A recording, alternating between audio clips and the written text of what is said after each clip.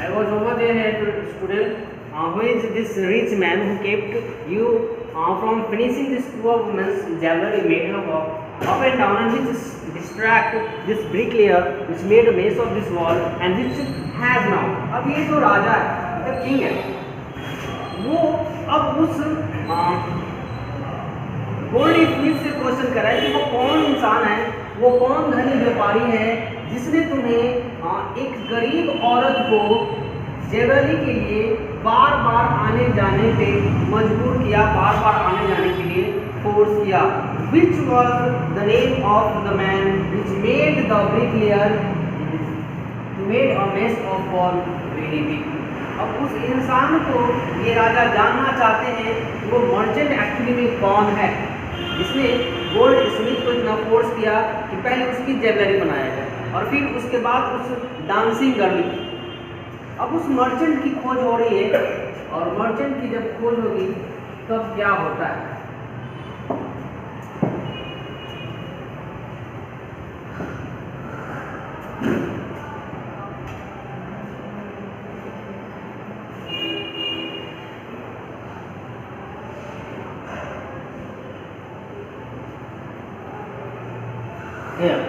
Fallen on an innocent man and killed him. Can you name them?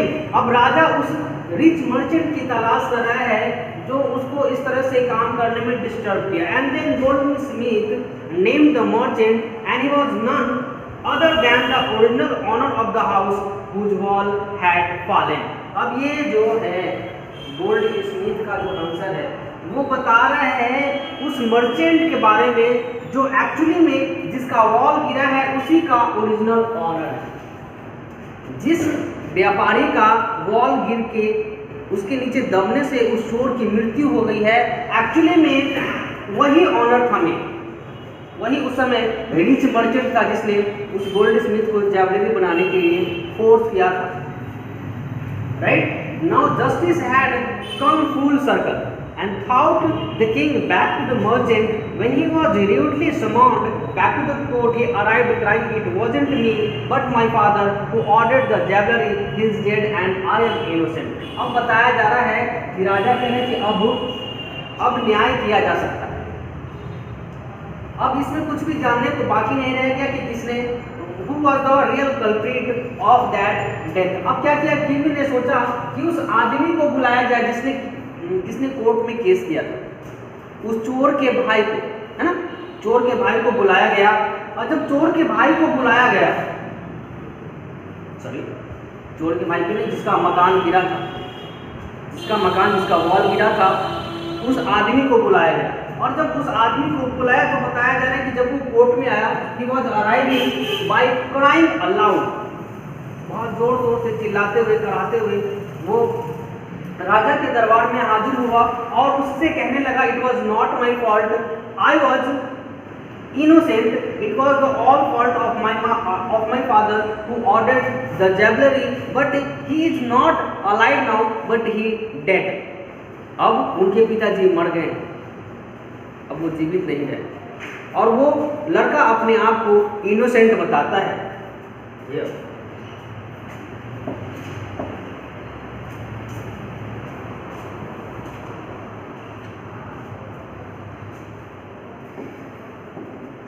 Now, but the king consulted his minister and ruled decisively.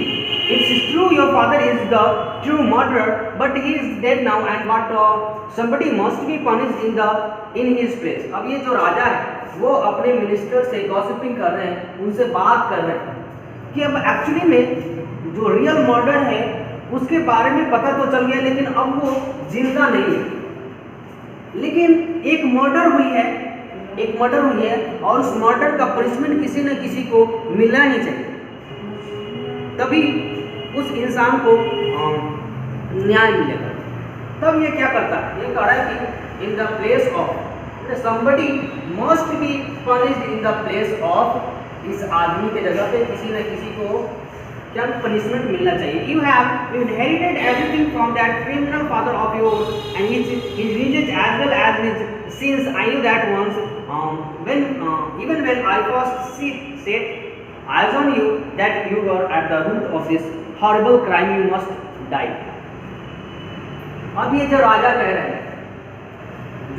रहे हैं कि तुमने जो एक heritage criminal father के पुत्र हो, तुम्हारे जो पिता थे उनके द्वारा ये मर्डर हुई है, और that is why he was the criminal. और जबकि वो अब जिंदा नहीं है तो अब उनके जगह पे उनके पुत्र को सजा मिलेगी. क्या मिलेगी? उनके पुत्र को सजा मिलेगी. तब क्या होगा? ये राजा कह रहे हैं कि जब से मैंने तुम्हें देखा तब से मुझे यही लग रहा है कि तुम जो इस क्राइम के तुम ही जज, जो एक मर्डर हुई है एक चोर की, उस मर्डर का जज वही लड़का है जिसके पिताजी ने जबरी के लिए ऑर्डर दिया. You must die. अब तुम्हें मरना ही पड़ेगा. And nobody can stop me to give you the punishment as a death. अब आगे क्या करेंगे ये? Here, and he ordered a new stake to be made ready for the execution. As the servant sharpened the stake and got it ready for the final impaling of the criminal, it occurred to the minister that the rich merchant was somehow too keen to be properly executed on the stake. अब कहा जा रहा है इस paragraph में राजा ने अपने ministers को, अपने सैनिक को ऑर्डर दे दिया कि एक स्टेक, एक फांसी का फंदा तैयार किया जाए. एक फांसी का फंदा तैयार किया जाए. एंड दैट सर्वेंट, अब राजा के जो नौकर थे, सर्वेंट थे, वो स्टेक बनाने में, फांसी का फंदा बनाने में जुट गए. और जब फांसी की फंदा बनकर तैयार हो गई, जब उस फांसी के फंदे को उस रिच मर्चेंट के पुत्र के गले में डाला गया तो उसको लूज हो गया. वो इतना दुबला पतला था कि उसको लूज हो गया उसके गले में अच्छे से, और एडजस्ट नहीं हो पाया. Then he appealed to the king's common sense. अब क्या कह रहा है कि आप अब देखिए, एक राजा के कॉमन सेंस की बात हो रही है यहाँ पे. The king too worried about it. जब राजा को पता चला कि जिस स्टेक को बनाया गया, जिस फांसी के फंदे को बनाया गया, वो फांसी का फंदा एक्चुअली में उस जिसको पनिशमेंट देनी है उसके गले में फिट नहीं बैठा, तब ये क्या करेंगे? उसके लिए चिंतित हो गए. अब मैं क्या करूँ? What shall we do? राजा कह रहे थे अब क्या करेंगे? जब उसके गले में फांसी का फंदा सही से एडजस्ट नहीं हो रहा है, तब दूसरा फांसी का फंदा उसके लिए नहीं बनाया जा सकता. It was not a rule in that kingdom. दूसरा फांसी का फंदा उसमें नहीं बनाया जा सकता था. अब उसी फांसी के फंदे का यूज करना पड़ेगा. कैसे? He said, when suddenly it struck me that all they needed to do was to find a man fat enough to fit the stake. अब ये राजा कह रहे हैं, जो बेवकूफ राजा है, वो कह रहे हैं कि किसी आदमी की मर्डर हुई है, और जब मर्डर हुई तो उसके बदले में किसी न किसी को सजा तो मिलेगी. अब जो स्टेक तैयार की गई है, उस स्टेक से उस आदमी को फिट नहीं बैठता है. फिर अपने मिनिस्टर को ऑर्डर देता है कि एक ऐसे मोटे ताजे इंसान की खोज करो जिसके गले में वो फांसी का फंदा बहुत आसानी से आए, एकदम सटीक आए, है ना. ये कह रहा है find a fat man enough to fit the stake. Then the servants were immediately sent all over the town looking for a man who would fit the stake. अब इतना सुनते ही, राजा का ऑर्डर सुनते ही, उनके सर्वेंट्स ने तुरंत ही अपने पूरे शहर में, अपने पूरे स्टेट में एक मोटे आदमी की तलाश शुरू कर दी जो उस फांसी के फंदे में सटीक बैठ सके. And their eyes fell on the disciple who had fattened himself for a month on bananas, rice and wheat and ghee. तभी उसे ढूंढते ढूंढते, जब सैनिक लोग ढूंढ रहे थे, तब उसे उसकी नजर डिसाइपल पर पड़ी, उस गुरु जी के डिसाइपल पर पड़ी जो आजकल बहुत मोटा हो गया था खा कर, है ना. महीनों से क्या खा रहा था? बनाना खा रहा था, राइस खा रहा था, व्हीट खा रहा था, इवन घी खा रहा था, और ये सारे रुपए में खा कर वो बहुत मोटा ताजा हो गया था. जब सैनिक की नज़र उस पर पड़ी जब सैनिकों की नजर उस पर पड़ी तो क्या होगा, अब इसी डिसाइपल को राजा के दरबार में उठाकर ले जाया जाएगा।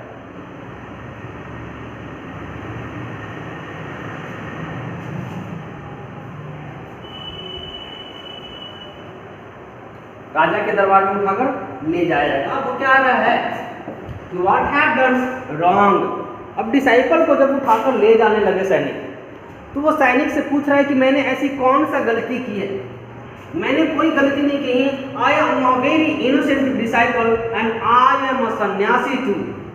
वो उस सैनिकों से कह रहे कि मैं एक बहुत निर्दोष आदमी हूँ और मैं एक सन्यासी भी हूँ, मैंने कोई गलती नहीं की है। वो चिल्ला चिल्ला कर इस बात को कह रहा है, but nobody was there to listen to the words of the disciple.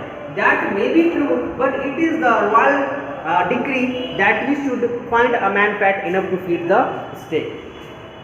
लेकिन उसके मंत्रियों ने, उसके सैनिकों ने कहा कि ये राजा का ऑर्डर है, रॉयल डिग्रीज है ना, राजा का ऑर्डर है कि उन्हें एक मोटा ताजा आदमी चाहिए जो फांसी के फंदे में फिट हो सके। इसलिए वो सैनिक उस डिसाइपल को उठाकर ले जा रहे हैं। And pride him to the palace of executions he remembered his wise guru's word. जब डिसाइपल को राजा के दरबार में उपस्थित किया गया, तब उसे अपने गुरु के द्वारा कहे गए वर्ड याद आते। गुरु जी ने उन्हें कहा था कि ये जो प्लेस है ये रहने के लिए सेफ नहीं है, यहाँ कभी भी कुछ भी हो सकता है। अब गुरु के द्वारा कहे गए वर्ड्स को वो डिसाइपल याद कर रहा है। This is the city of fools. उन्होंने कहा था कि ये जो शहर है ये बेवकूफ़ों की शहर है। And it is not a good idea to live or to stay there. You don't know what they will do next.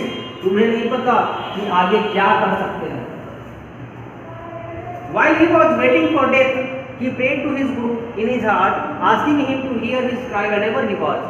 अब कह रहा है ये जो डिसाइपल है, जब अपनी मृत्यु की प्रतीक्षा कर रहा था, जब उसे फांसी लगने वाली थी, जब वो मृत्यु की प्रतीक्षा कर रहा था, तो अपने हार्ट से, अपने दिल से अपने गुरु को याद किया, अपने गुरु को याद किया और कह रहा है उस याद में कि आप जहाँ भी हैं मेरी आवाज़ को, मेरी पुकार को सुने। And the Guru saw everything in a vision. गुरु के पास ऐसी आत्मीय शक्ति थी, ऐसा पावर था कि गुरु जहाँ भी रहे अपने आप को क्लोज करके वो सारा दुनिया को देख सकते। उनके पास ऐसी कैपेसिटी थी कि उन्होंने अपने डिसाइपल की दुख को सुन लिया, समझ लिया, देख लिया अपने मैजिकल पावर से। He had a magical power and he could see far and he could see the future as he could see the present and the past. गुरु के पास ऐसा पावर था, ऐसा शक्ति था जिससे वो आने वाले समय को, बीते हुए समय को, सारे को अपनी आंखों से बखूबी देख सकते थे।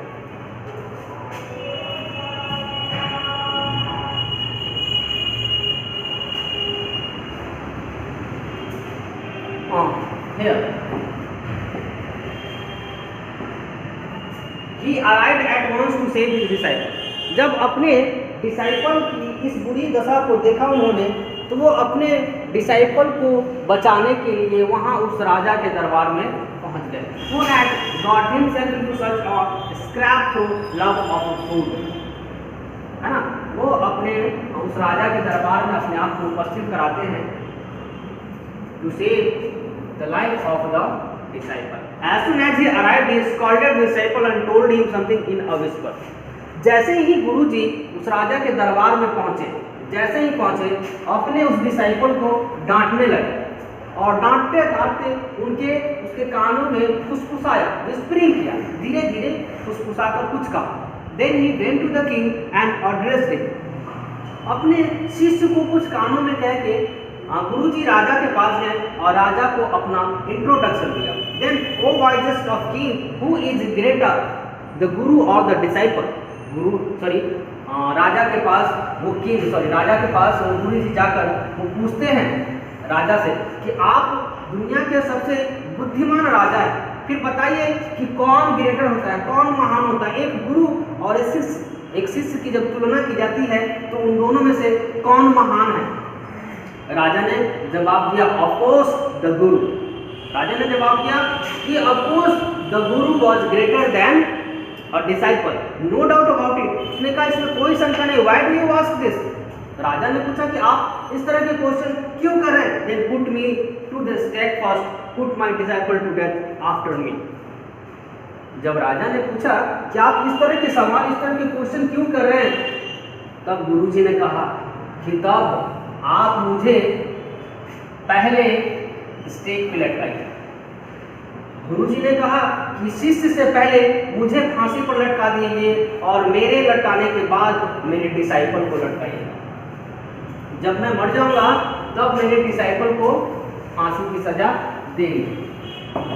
अब ये क्या आर्गुमेंट चल रहा है?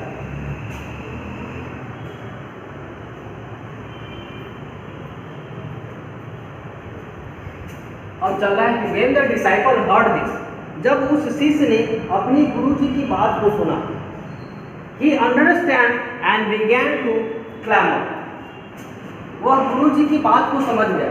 डिसाइपल अपने गुरुजी की बात को समझ गया और फिर अपने आप में वो सोचने लगा और फिर क्वारलिंग करने लगा। वो कहने लगा कि मैं पहले मरूंगा। डिसाइपल कहा कि मैं पहले मरूंगा, बाद में मेरे गुरुजी मरे। You brought me here first and put me to death first, not to him. उस डिसाइपल ने कहा कि मुझे पहले यहाँ लाया गया, इसलिए मुझे पहले फांसी पड़नी चाहिए। गुरुजी बाद में आए हैं, इसलिए उनको बाद में फांसी पड़नी चाहिए। And the discussion between the gurus and the disciple made the king very confused. The guru and the disciple now got into a fight. गुरु और डिसाइपल दोनों मिलकर आपस में झगड़ने लगे कि who should go first. दोनों मिलकर आपस में झगड़ने लगे किसको पहले फांसी पड़ेगी। वो कहता कि मुझे पहले पड़ेगी और वो कहते कि मुझे पहले पड़ेगी। ये झगड़ा होने लगा। Then the king was puzzled by this behavior and he asked the guru, why do you want to die? He chose him because he needed a fat man for the stake. अब ये राजा confuse हो गया। उस behaviour से, उस scene को देखकर राजा confuse हो गया और गुरुजी से पूछ बैठा कि आप पहले क्यों मरना चाहते हैं, जबकि मैं इस मोटे इंसान को चूज किया, हमें उसकी ज़रूरत है, इसलिए मैंने उस मोटे इंसान को चूज किया, लेकिन आप क्यों मरना चाहते हैं? You student ask me such questions, put me to that first, replied the guru. गुरुजी ने कहा कि आपको इस तरह का क्वेश्चन मुझसे नहीं पूछना चाहिए, बट मुझे पहले फांसी पर चढ़ा दिया जाए। अब इस गुरु की बात को सुनकर आगे राजा के मन में किस तरह के सवाल आते हैं, जरा आगे पढ़ें।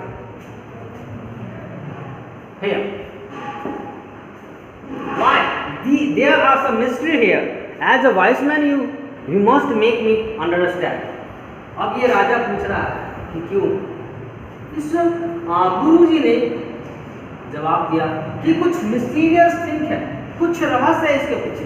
मैं पहले मरना चाहता हूँ, इसके पीछे एक रहस्य है। आप एक बुद्धिजीवी राजा हैं और मेरे ख्याल से आपको ये बात समझनी चाहिए। ये बताने की जरूरत नहीं, आपको खुद से समझना चाहिए कि मैं क्यों मरना चाहता हूँ। Will you promise to put me to that if I tell you? Guruji ने कहा कि आप पहले प्रॉमिस कीजिए कि जब मैं इसका कारण बता दूं कि पहले मैं क्यों मरना चाहता हूँ, इस बात का अगर मैं कारण बता देता हूँ तो पहले आप मुझे मृत्यु दंड देंगे। इस बात का प्रॉमिस कीजिए, बात का वादा कीजिए। Then I will tell you the mystery, what is the mystery behind it. As the guru, the king gave him his solemn word. उस राजा ने अपना वादा गुरुजी को किया। The Guru took him aside out of the shop and earshot and whispered to him, "Do you know why we want to die right now? The two of us, we have been all over the world, but we have never found a city like this or a king like you." अब ये गुरुजी क्या करते हैं, राजा को एक कोने में उठाकर ले जाते हैं, कोने में बुलाकर ले जाते हैं, दरबार के किसी एकांत साइड पे ले जाते हैं और उसके कान में धीरे धीरे फुसफुसाते हुए कहते हैं उस राजा से कि आपको नहीं मालूम हम लोग अभी मरना क्यों चाहते हैं, अभी मरना क्यों चाहते हैं, क्यों? क्योंकि हमने पूरी दुनिया घूमी है। गुरुजी कहते हैं we have all over the world, मैंने पूरी दुनिया घूमी है और पूरा दुनिया घूमने के बाद मुझे इस तरह का कोई शहर, कोई साम्राज्य, कोई भी किंगडम नहीं दिखा, ना आपके जैसा कोई राजा मुझे दिखा। That is stake is the stake of god of justice. इसलिए आपका जो फांसी का फंदा है वो आपका फांसी का फंदा नहीं, एक्चुअली वो भगवान के फांसी का फंदा है, न्याय का। अगर it's knew it has never had a criminal on it. अब कहा जा रहा है ये जो फांसी का फंदा है वो भगवान का फांसी का फंदा है, और इस पे जिसको फांसी दी जाएगी, इस पे जिसको मृत्यु होगी, वो एक्चुअली में कोई क्रिमिनल नहीं होगा, but whoever dies on it first will be reborn as the king of this country। अब ये गुरुजी उस राजा को कह रहे हैं कि जो भी इस फांसी के फंदे में पहले मरेगा उसका अगला जन्म फिर से एक राजा के रूप में होगा इसी राज्य में। जो पहले मरेगा वो इस राज्य का राजा दोबारा बनेगा। And whoever goes next will be the future minister of this country। और पहले मरने के बाद जो दूसरा व्यक्ति इस फांसी पे मरेगा वो आने वाला नेक्स्ट मिनिस्टर होगा। जो पहले बनेगा वो राजा बनेगा, और जो उसके पीछे बनेगा वो क्या बनेगा, मिनिस्टर बनेगा। अब ये घटना जब राजा को सुना देते हैं किंग साहब, तब क्या होता है?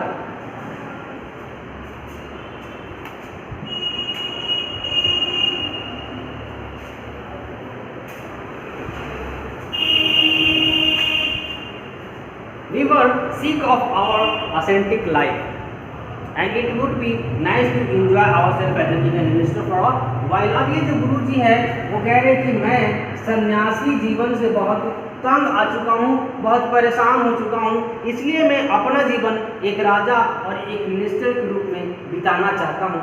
इसलिए मैं गुरु हूँ, पहले मैं मरूंगा और फिर मेरा जब दोबारा जन्म होगा तो मैं इस स्टेट का राजा बनूंगा, और उसके बाद मेरा शिष्य मरेगा और वो जब रिबॉर्न होगा तो वो मेरा मिनिस्टर बनकर रहेगा। इसलिए हम लोग अभी मरना चाहते हैं। Now keep your words my lord and put us to death me first remember. अब वो राजा को कहता है कि आपने जो वादा किया है, उस वादा को निभाइए, हमें मृत्यु दंड दीजिए, उसमें भी पहले मुझे।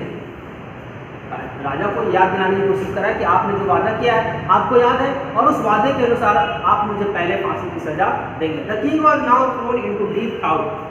अब राजा उस क्या बोलते हैं गुरु जी की बात को सुनकर बहुत चिंतित हो गया, and he didn't want to lose the kingdom to someone in the next round of life.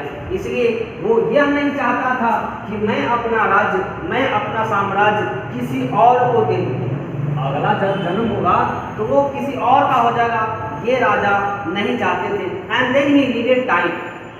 तब उन्होंने कहा कि मुझे कुछ समय चाहिए सोचने के लिए। राजा को कुछ समय चाहिए सोचने के लिए। The guru made the king very confused what to do or not to do. So he ordered the execution postponed to the next day and talked in secret with his minister। राजा ने अपने मिनिस्टर्स को उस दिन का फांसी extend करने के लिए, पोस्टपोन करने के लिए बोल दिया, और बोला कि मैं इसे कल देखूंगा। तब जब राज्यसभा समाप्त हो गई तब राजा और मिनिस्टर सीक्रेटली आपस में बात करने लगे, अपने रूम में अपने कक्ष में जाकर सीक्रेटली बात करने लगे, अपने मिनिस्टर से गॉसिपिंग करने लगे कि क्या करना चाहिए और क्या नहीं करना चाहिए।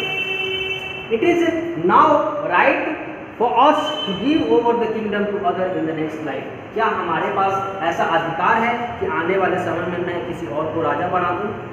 अगर ये हमारा अधिकार है तो फिर मैं गुरु जी को फांसी दे दूंगा और वो राजा बनेगा। लेकिन एक्चुअली में ये राजा ऐसा करेगा नहीं। वो राजा खुद से कह रहा है कि we have to go stake ourselves. ये राजा कह रहा है कि हमें खुद को फांसी लगाने की चाहिए, और जब हम मरेंगे तो हमारा पुनर्जन्म होगा as a king, as a minister. We will be reborn as king and minister again. वो अपने मंत्रियों से इस तरह का बात कर रहा है। And then the holy man do not tell lie. राजा को इस बात पे विश्वास भी इसलिए हो रहा है कि वो जानता है कि वो जो होली मैन है, जो साधु है, जो सैंट है, वो कभी झूठ नहीं बोल सकता, इसलिए वो गुरु की बात को विश्वास कर लेता है। And then he said and the minister agreed. Minister भी राजा की बात से सहमत हो गया कि हम भी मरेंगे, राजा भी मरेंगे और उनके साथ उनका मंत्री भी मरेगा, क्योंकि मरने के बाद उनका दोबारा जब जन्म होगा वो एक राजा और मंत्री के रूप में फिर से जन्म होंगे। इस बात को सोचकर वो अपने आप को फांसी पर लटकाए। अब क्या होगा? So he told the extortioner, we will send the criminal tonight. अब ये कह रहे हैं राजा अपने फांसी चढ़ाने वाले लोगों को, then we will send the criminal tonight, जब हम क्रिमिनल को इस रात भेज देंगे। When the first man come to you, जब पहला आदमी तुम्हारे पास आएगा, मतलब उसका जो जल्लाद होता है उसको कहा जा रहा है कि आज रात को मैं तुम्हारे पास क्रिमिनल भेजूंगा और उसमें जो पहला आदमी तुम्हारे पास आएगा, put him to death first, उसको पहले फांसी पे चढ़ा देना।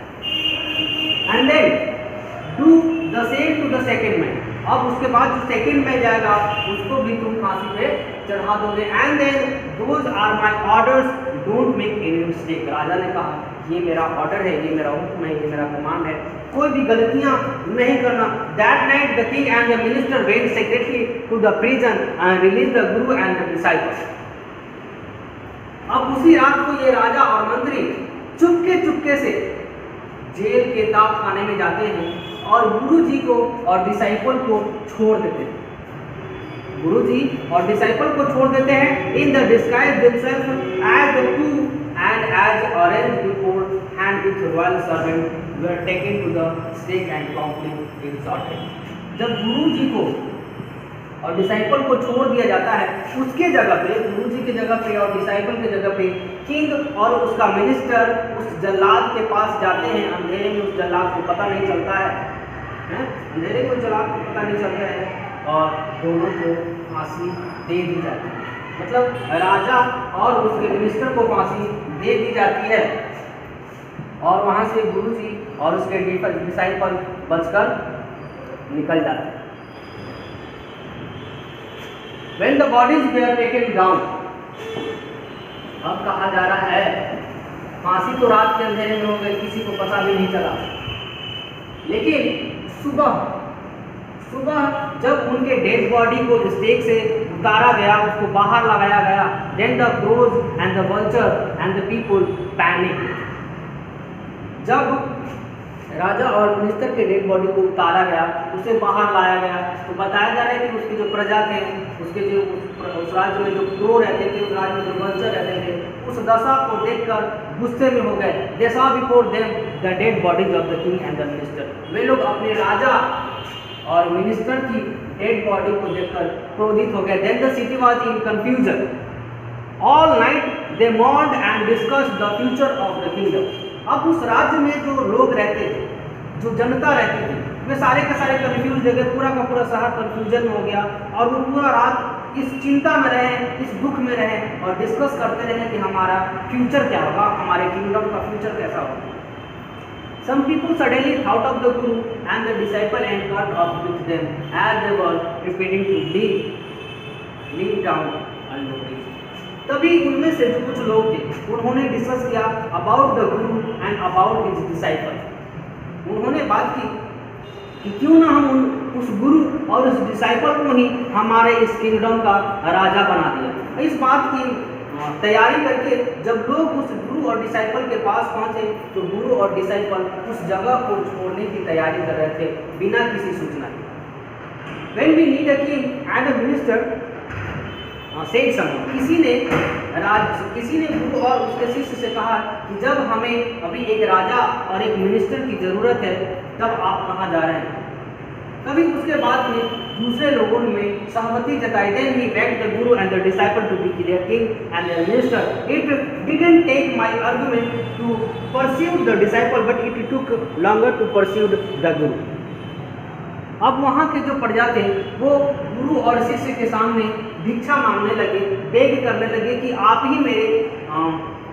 ही हमारे स्टेट के राजा और मिनिस्टर बन गए।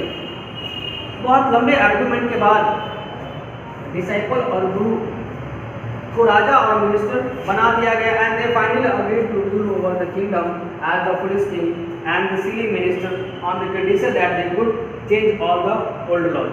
आखिर में उस गुरु जी ने, उस शिष्य ने लोगों के सामने ये शर्त रखी कि जब वो राजा और मिनिस्टर बनेगा तो वो अपने हिसाब से उस स्टेट को चलाएगा।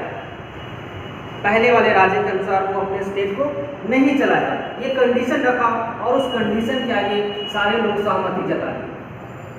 सारे पीपल जो वहाँ पे थे, प्रजा, वो गुरु जी के बात से सहमत हुए। Then from then on night would again be night and the day would again day and you would yet nothing for to do. It became like any other place. अब जब सारे प्रजा उस गुरु जी के बात से सहमत हुए तो क्या किया गया, रात को फिर से रात बना दिया गया और दिन को फिर से दिन बना दिया गया। मतलब रात को एज अ रात ट्रीट करते हैं, नाइट को एज अ नाइट ट्रीट करते थे, डे को एज अ डे ट्रीट करते थे। अब वहाँ कोई भी वस्तु 1 रुपया या 1 रुपये में नहीं मिलता था। अब जैसा अदर प्लेसेस में मिलता था, जिस तरह का कंडीशन दूसरे स्टेट में हुआ करता था, उसी तरह का कंडीशन अब उस स्टेट में भी स्टार्ट हो गया। Now all the people of that kingdom feel safe in the roof of the king and the disciple as the guru as the disciple. Story my dear यहाँ फिनिश होता है। मिलेंगे अगले क्लास में, अगले वीडियो में। तब तक घर में रहें, सुरक्षित रहें। Good bye.